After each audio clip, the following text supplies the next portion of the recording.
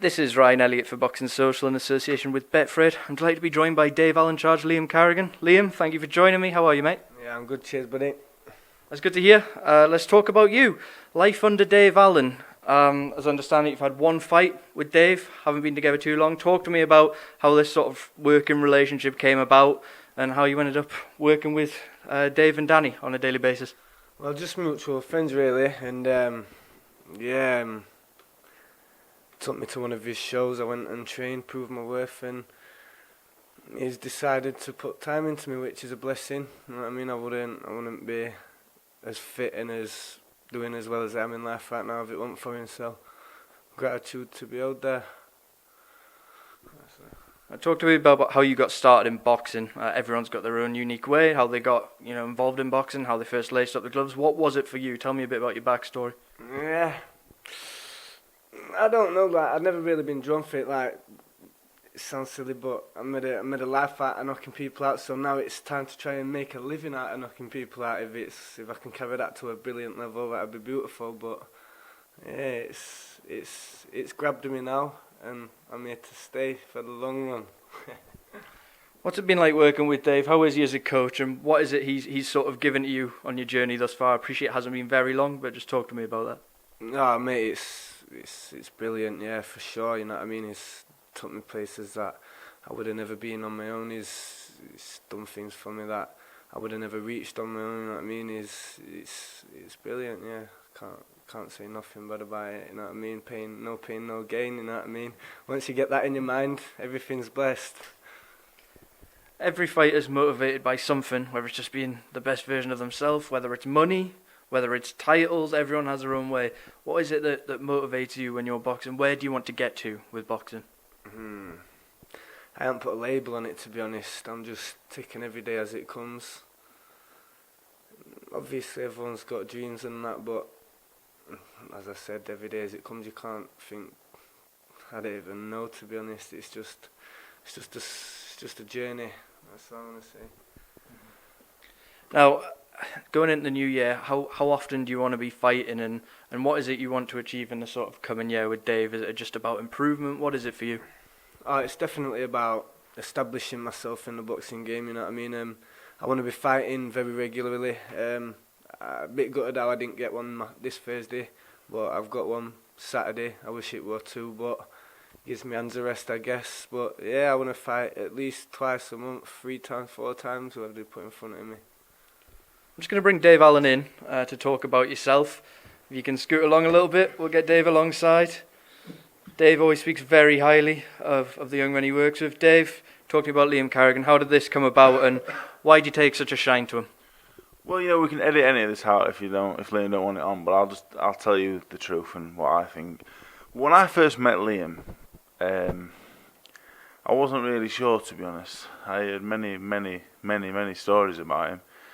Some of them quite funny, but none of them particularly good. When I was a young kid, they would have impressed me. When as I got older, I think there's more to life than what you're doing, son. So I met him, and he surprised me because he's such a nice, polite man. I don't know if you like to be a nice, polite man, though, don't you? He's a very nice, polite man. Like, some people will say other things about him. I know him to be nice, polite, great with everybody. So came down to the gym for the first few weeks, and the reason why we got on so well is because we're completely different, but we're very similar. We've both got a few demons and a few problems and a few things going off. But so my first actual job with Liam is to keep him out of trouble, because like I said to Danny all the time, Danny's life is boxing, but it isn't the be all end all for me, and boxing not the be all end all for him. But if that is the tool that we can use to keep him out of trouble and then be better in his life, absolutely fantastic. I just want to see him be happy and live a nice life. That's all I care about. And if boxing's the avenue just to keep you out of trouble, fantastic. If it's A and B, keeping you out of trouble and giving you a good life, absolutely fantastic. Liam's he's not as hard as me, but he's a close second, you know what I mean? So he's very natural with it. He come down to the gym and he sparred in his living room every day for about 10 years, I think, didn't he? So He didn't come. He came to me as a complete novice in terms of boxing, but he's always done a bit. He's done a bit of everything really. So he can crack a bit. He can punch a bit. He's very strong. He's come to me as a grown man. He's 22. You know, all I do to Liam, because with Danny, I say, Danny, do this. No, Danny, do that. Do it 100% my way, because Danny is essentially a piece of Play-Doh, and I can mould him however. He will listen and do it. Liam's 22 and got a mind of his own. He knows what he wants to do. He does it his own certain way. He's got a style like... He boxed... his first amateur fight a few weeks ago. He was doing things... You wouldn't believe it. You have to see it to believe it. And then he knocked him out. And Fraser Clark, the GBF, was there. And he said, first fight, he said, this is so exciting and so good. So people say to me, you're lucky, that Liam and Danny are lucky to have you. But I always say, no, believe me. I'm lucky to have them, because for every place I may take them, or for everything I may give them, or for everything I may do for them, these two men are keeping me sane and keeping me busy. So I'm forever grateful for them trusting in me, because essentially they're putting their trust in me. Their future's in my hands, essentially. And I do know my boxing inside out. Like, I know what I'm on with, and I'm a decent fella. So I do want the best for them, and they know that. So that's what keeps me. When I have bad days these days, I literally think, like I used to think, fuck this. I want to go and fucking flatten somebody, or I want to fucking punch myself in the face and do myself any damage, or I want to fucking jump off this or whatever. Now I think, fucking hell, I've got 2 kids. I really do think, fucking hell, what about Liam? Oh, what about my youngest, Danny? Fucking hell, how they gonna cope without me? And that's genuinely how I do think. Like when I was in a bad place last week, yeah. And I go for a walk, and I'm a bit down. I go for a walk, and I'm thinking, fucking hell, what are they gonna fucking do without me?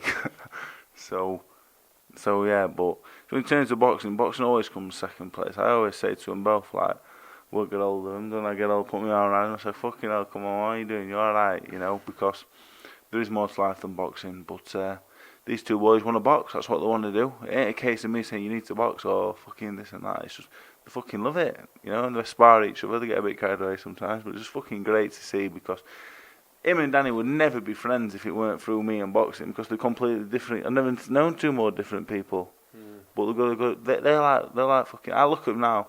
You know, they're playing along with each other. I think fucking like little fucking brothers. I'm fucking walking behind a few steps behind. I think, you look at me fucking boys here playing with each other. Fucking hell, how nice is this?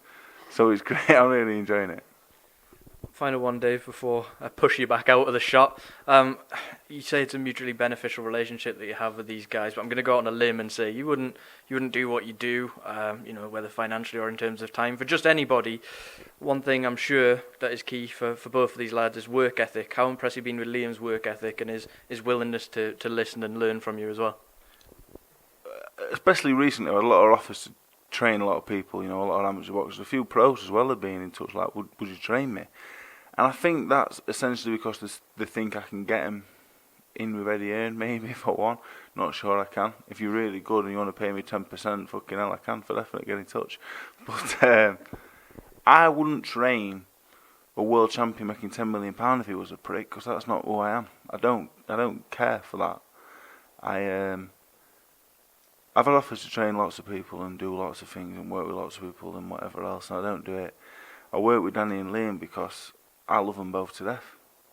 You know, I've only known Liam for a month, but it's hard because, you know, we both got family, but we're both very strange people, you know, and sometimes you have to meet people and you just take to him. And I took to him. And I said, that's it, son. I said, you coming in with me and that's it. You fucking had it now, lad, because that's it. You have to fucking jump over stuff for hours every day with Danny Morell, but you'll fucking enjoy it. And one day, I say to Danny all the time, and I said to Liam before, one day, in 10 years' time, you will thank me. Because, different with Danny. Danny would have ended up plastering. 9 to 5 plastering, nice job. Danny's a lovely kid, he ain't got a bad bone in his body. Liam, you know, I'll say it how I see it, he could have been fucking locked up. Fucking, you know, crackhead to champion, I call him. You don't like that one. But he could have been. He genuinely could have been locked up. Anything.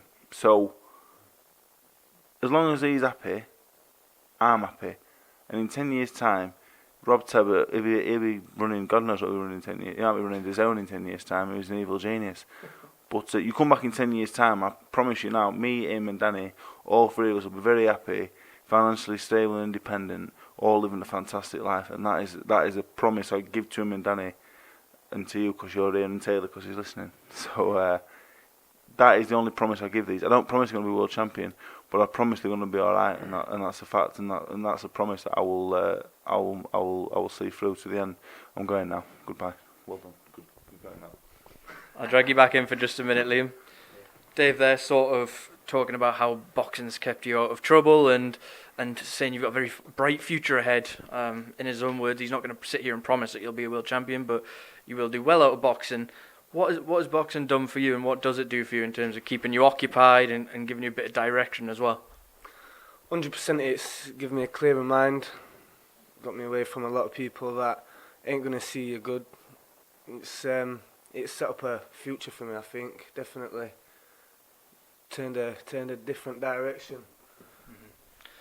Right, Liam, I'm going to let you go because you've been sat here for quite a while now, and I'm sure that light is starting to blind you, but thank you very much for speaking to Boxing Social. Best of luck with everything in the future.